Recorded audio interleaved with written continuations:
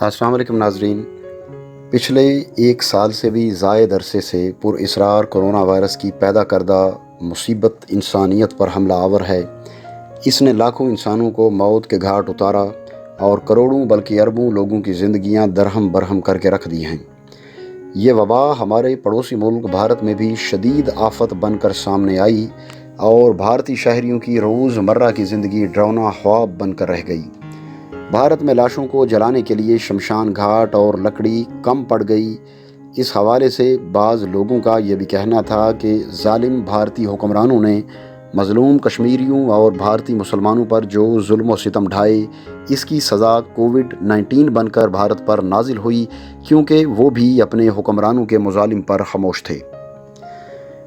تو دوستو، شاید آپ جانتے ہوں کہ احادیث نبوی صلی اللہ علیہ وآلہ وسلم کے مطابق قیامت آنے کی ایک اہم نشانی یہ بھی بیان کی جاتی ہے کہ انسان کی غیر فطری سرگرمیوں کی وجہ سے دنیا میں عجیب و غریب حالات، مصیبتیں اور وبائیں نازل ہوں گی، ظہور پذیر ہوں گی۔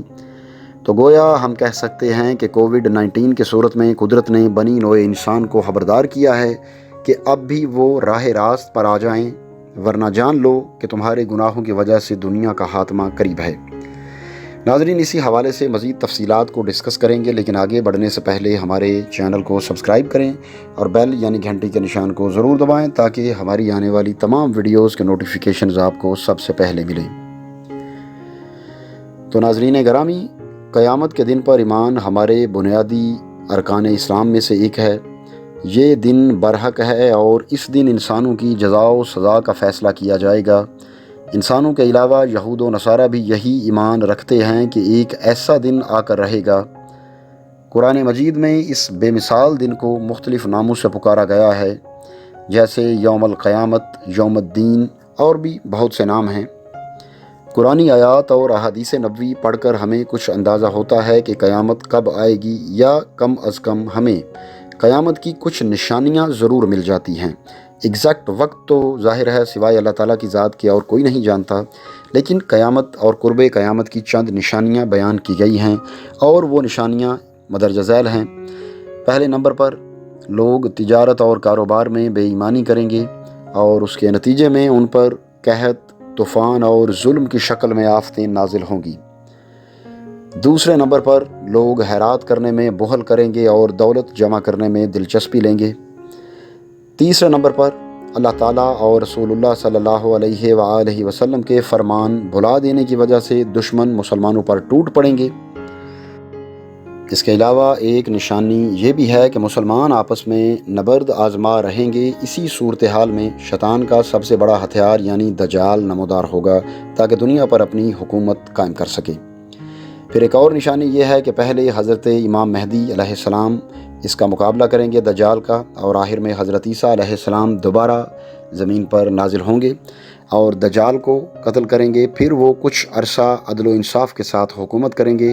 اس کے بعد کچھ عرصے بعد یوم حشر آ پہنچے گا، اور یہی وہ وقت ہوگا جب نیکوکاروں کو جزا اور گنہگاروں کو دائمی سزا سنائی جائے گی، یعنی فائنلی دائمی جزا یا سزا کا جو فیصلہ ہے وہ روز قیامت ہی ہوگا۔ حضرت عیسیٰ علیہ السلام کا زمین پر دوبارہ نزول آمد ثانی کہلاتا ہے۔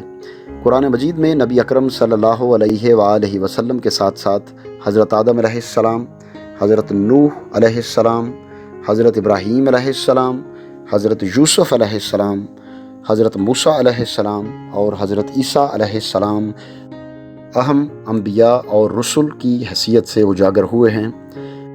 حضرت عیسیٰ علیہ السلام کے بارے میں مسلمانوں کا عقیدہ ہے کہ آپ علیہ السلام پر اللہ تعالیٰ نے ایک کتاب نازل فرمائی جس کا نام انجیل تھا۔ آپ علیہ السلام اللہ تعالیٰ کے حکم سے بغیر باپ کے پیدا ہوئے، گناہوں سے پاک تھے۔ آپ علیہ السلام نے حکم الہی سے معجزے دکھائے۔ آپ کی باتیں پر اثر اور دلکش ہوتی تھیں، اور جب رومیوں نے آپ کو مصلوب کرنے کا فیصلہ کیا تو اللہ تعالیٰ نے آپ کو آسمان پر اٹھا لیا اور ان کی صورت کا کوئی اور شخص رومیوں کے ہاتھوں مارا گیا۔ یہودی علماء کے لکھے گئے قصے کہانیوں سے متاثر ہو کر عام مسلمانوں نے نزول مسیح کے گرد ہی کچھ ایسی روایات اکٹھی کر دی ہیں۔ مفسرین اپنی تفاسیر میں ان کا ذکر نہیں کرتے، تاہم نسبتاً غیر معروف علماء نے اپنی کتب میں روایات کو زیادہ تفصیل کے ساتھ لکھا ہے۔ مثال کے طور پر یروشلم یا دمشق کی جامع مسجد کے سفید مینار پر پہلی مرتبہ آپ نمودار ہوں گے، فجر کا وقت ہوگا، زمین پر پہنچ کر شادی کریں گے، پھر سفید گھوڑے پر براجمان ہو کر دجال کو شکست دیں گے اور قتل کریں گے، حتیٰ کہ فلسطین میں ایک قبر بھی آپ کے نام سے منسوب کی گئی ہے۔ ناظرین کرام، قرآن مجید فرقان حمید میں حضرت عیسیٰ علیہ السلام کی فضیلت بارہا بیان کی گئی ہے۔ مثلاً آپ کی پیدائش کا معجزہ اس کا ذکر کریں تو وہ بالکل ہی ایک معجزہ ہے۔ گناہوں سے ان کا پاک ہونا، آسمان پر اٹھایا جانا اور مختلف معجزے جیسا کہ مردوں کو زندہ کرنا، بیماروں کو شفا ہو جانا، اندھوں کا ٹھیک ہو جانا وغیرہ شامل ہے۔ قرآن پاک میں کم از کم 2 مقامات پر یوم قیامت اور حضرت عیسیٰ علیہ السلام کا ذکر ساتھ ساتھ آیا ہے۔ قرآن پاک میں آپ کو 33 مقامات پر ابن مریم، 25 مقامات پر عیسیٰ اور دیگر کئی مقامات پر المسیح، الرسل، النبی اور عبداللہ کے نام دیے گئے ہیں۔ انہی فضیلتوں کی وجہ سے مسلمانوں کا عقیدہ ہے کہ حضرت عیسیٰ علیہ السلام زندہ اور جنت میں مقیم ہیں۔ آپ قیامت آنے سے پہلے حکم الہی سے دوبارہ زمین پر تشریف لے آئیں گے۔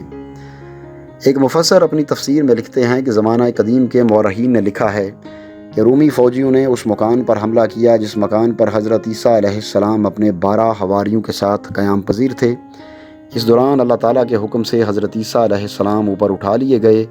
رومیوں نے حضرت عیسیٰ علیہ السلام کی شکل و صورت سے مشابہت رکھنے والے ایک حواری کو پکڑا اور اسے صلیب پر چڑھا دیا۔ عام لوگ یہی سمجھتے ہیں کہ مسیح علیہ السلام مصلوب ہو گئے، لیکن عیسیٰ علیہ السلام اللہ کی جانب سے اوپر اٹھا لیے گئے۔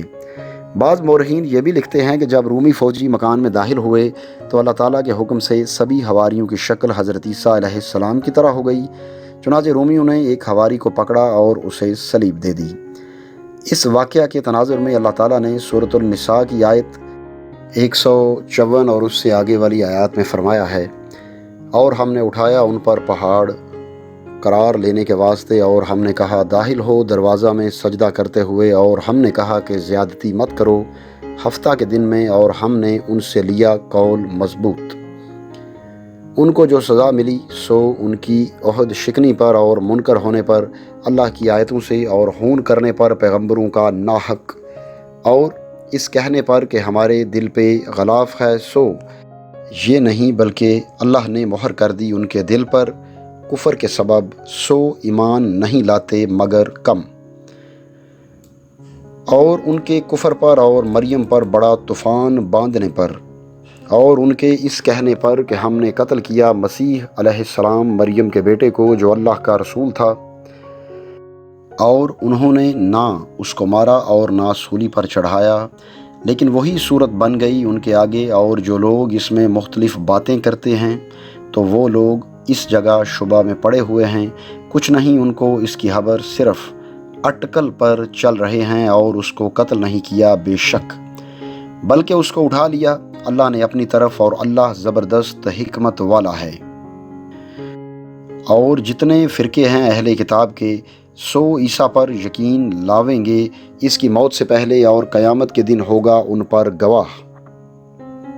ناظرین، ان آیات میں اہل کتاب کی نافرمانیوں اور لغزشوں اور سرکشیوں کا ذکر ہے۔ ایک لغزش ان سے یہ سرزد ہوئی کہ وہ سمجھنے لگے کہ رومیوں نے حضرت عیسیٰ علیہ السلام کو شہید کر دیا۔ اللہ تعالیٰ ان کا یہ دعویٰ جھٹلاتے ہوئے کہتے ہیں کہ حضرت عیسیٰ علیہ السلام سولی پر نہیں چڑھے بلکہ اوپر اٹھا لیا گیا، بے شک یہ عمل انجام دینے کی خاطر اللہ تعالیٰ غالب اور دنا ہے۔ اللہ تعالیٰ کا فرمانا ہے کہ اہل کتاب میں سے ہر کوئی روز قیامت اس بات پر ایمان لے آئے گا کہ حضرت عیسیٰ علیہ السلام اوپر اٹھا لیے گئے۔ جو لوگ اس امر سے اختلاف رکھتے ہیں انہیں اس بات پر وہم و گمان رکھنے سے کچھ نہیں ملے گا۔ اس حوالے سے علماء کی اکثریت متفق ہے کہ حضرت عیسیٰ علیہ السلام مصلوب نہیں ہوئے بلکہ زندہ ہیں، لیکن اگلے مرحلے میں یہی سوال جنم لیتا ہے کہ اگر وہ زندہ ہیں تو حضرت عیسیٰ علیہ السلام کی آمد، یعنی آمد ثانی جو دوبارہ آمد ہے، وہ قیامت کے نزدیک تک کیوں مؤخر کر دی گئی ہے؟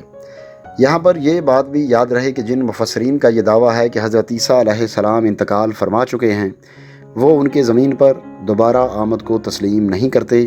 اس کے جواب میں بخاری شریف کی حدیث ہے کہ حضرت عیسیٰ علیہ السلام فوت نہیں ہوئے بلکہ وہ قیامت سے کچھ عرصہ قبل ظاہر ہوں گے۔ اس حدیث کی تشریح کرتے ہوئے علماء کرام فرماتے ہیں کہ حضرت عیسیٰ علیہ السلام کو یہ مشن دیا گیا تھا کہ وہ یہود و کفار کو دین حق پر واپس لے آئیں۔ چونکہ وہ اپنا مشن پورا نہیں کر سکے لہٰذا دوبارہ زمین پر تشریف لا کر اپنے مشن کو مکمل کریں گے، اور یہ مشن مکمل کرنے کے بعد ان کا انتقال ہو جائے گا۔ اس کے علاوہ ایک معروف حدیث ہے جس میں نبی صلی اللہ علیہ وآلہ وسلم نے حضرت عیسیٰ علیہ السلام کی دوبارہ آمد کا واقعہ خود پوری وضاحت سے بیان فرمایا، جس کا خلاصہ یہ ہے کہ حضرت عیسیٰ علیہ السلام نازل ہو کر صلیب کو توڑ دیں گے، خنزیر کو قتل کریں گے، جزیہ موقوف کریں گے اور تمام لوگوں کو اسلام کی دعوت دیں گے، اور اللہ تعالیٰ ان کے زمانے میں ان کے ہاتھوں سے دجال کو قتل کروائیں گے۔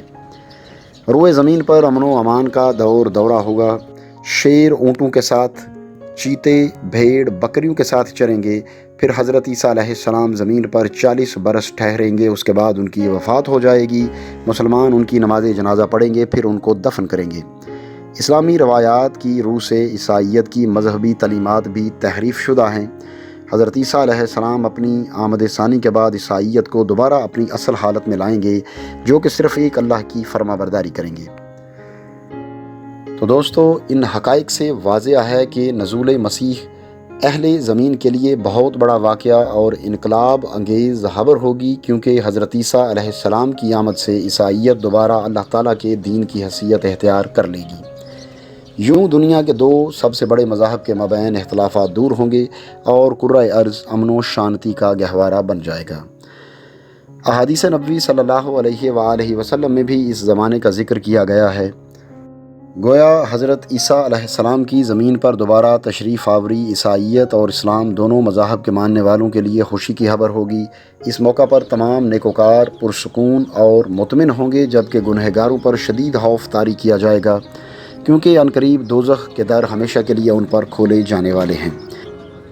اب آخر میں دعا ہے کہ اللہ تعالیٰ ہمارا خاتمہ ایمان پر کرے اور ہمیں دین حق پر پابند رہنے کی توفیق عطا فرمائے، آمین ثم آمین۔ دوستو، اگر یہ ویڈیو آپ کو اچھی لگے تو اسے اپنے دوستوں کے ساتھ ضرور شیئر کریں اور کمنٹ سیکشن میں اپنی رائے کا اظہار بھی ضرور کریں۔ اس کے علاوہ چینل پر نئے آنے والوں سے گزارش ہے کہ ہمارے چینل کو سبسکرائب کریں اور بیل یعنی گھنٹی کے نشان کو بھی دبائیں۔ اب اگلی ویڈیو آنے تک ہمیں اجازت دیجیے۔ اللہ حافظ۔